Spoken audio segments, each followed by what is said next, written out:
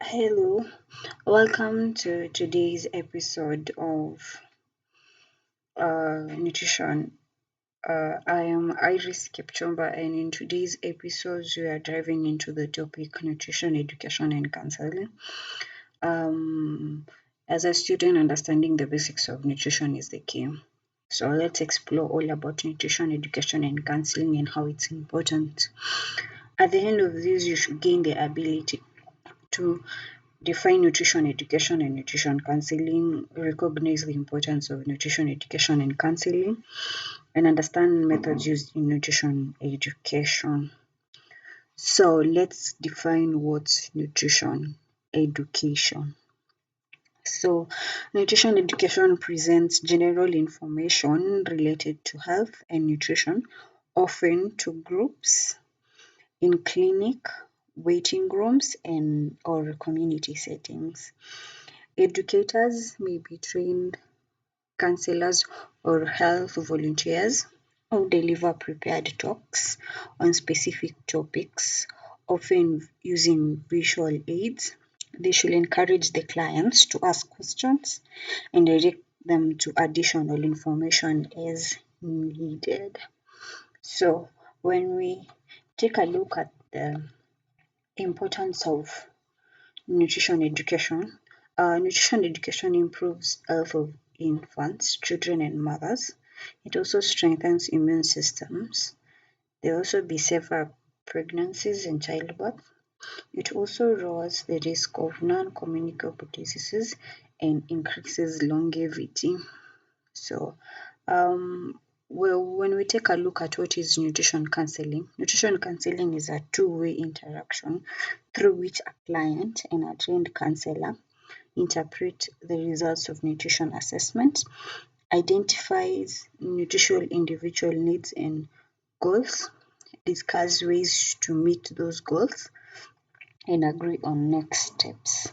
Nutrition counseling aims to help clients understand important information about their health and focuses on practical actions to address nutrition needs as well as the benefits of behavior change. Nutrition counselors may be nurses or other facility-based providers or community health workers or volunteers. So when you look at as you can see, there's a difference between nutrition education and nutrition counseling. Nutrition counseling mostly is done with groups of people where the counselor can prepare a talk and make it to maybe the community or a set of clients in a room, while nutrition counseling is only between the counselor and the client. So it's a two-way interaction. It only involves the counselor and the client. So, what makes counseling effective? It contributes to successful health and nutrition outcomes. Ideally, counseling should be done in a place where the client feels comfortable and has privacy. This may be more challenging in a busy health facility than in a community setting, but adjustments can be made to improve the situation.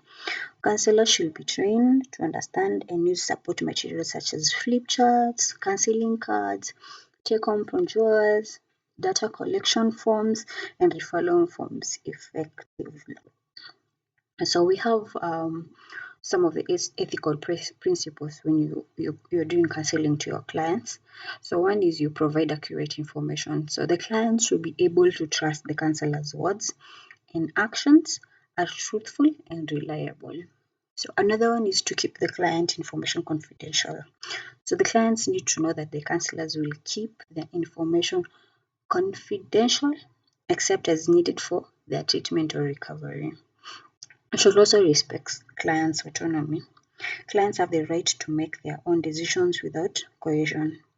And then you also keep clients' interests in mind. You advise them based on professional assessment and offer alternatives if you cannot help them. And another one is you do no avoid any interventions that will harm or exploit clients emotionally, financially, or medically. You should also be firm. You treat all the clients fairly without discrimination. you respect clients' rights, dignity, um, indiv- also in the individual differences.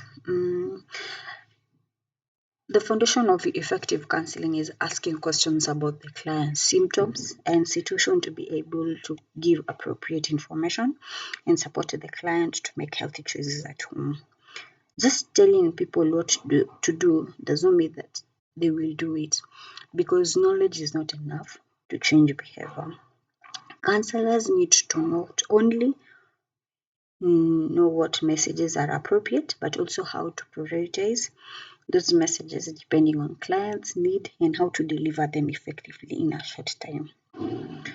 This requires practice and experience. Different mnemonic devices have been deployed to help counselors remember the steps in counseling and guide sound technique. This can also be used during training, role plays, and supervisions and mentoring. There are some tips for effective counseling. Number one, you can do more listening and talking. So you can take your time to listen to what your client says. You give your client time to explain himself or herself so that you can get to know more of what her problem is. Then you ask open-ended questions, not just questions clients can answer yes or no. And then you can repeat what clients say to make sure you understand them correctly. You can show interest in and empathy for clients' problems and situations. Avoid judging clients. Listen to what clients think and respect their feelings, even if information may need correction. Recognize and praise what clients are doing correctly. Suggest actions that are possible for clients given their situations. Give only a little bit of information at a time. So that the client may understand more on what you're talking about. Use simple language. You can also give suggestions, not commands. Suggestions should be like so that the clients can understand. So there are many approaches on doing counseling, which we will take a look at in the next episode, like the Galidra approach that you can use, where you greet first the client, you ask questions and listen to the client, and then you prioritize the client's most problems, and then you advise and discuss what the clients can do, and then now you can plan on a great action. So to wrap up, nutrition and education and counseling is a powerful tool for promoting health. In the next episode, we'll look on what I've just said on the counseling approaches that you can use and why it's important. So stay curious, stay healthy, and I will see you in the next episode. Thank you.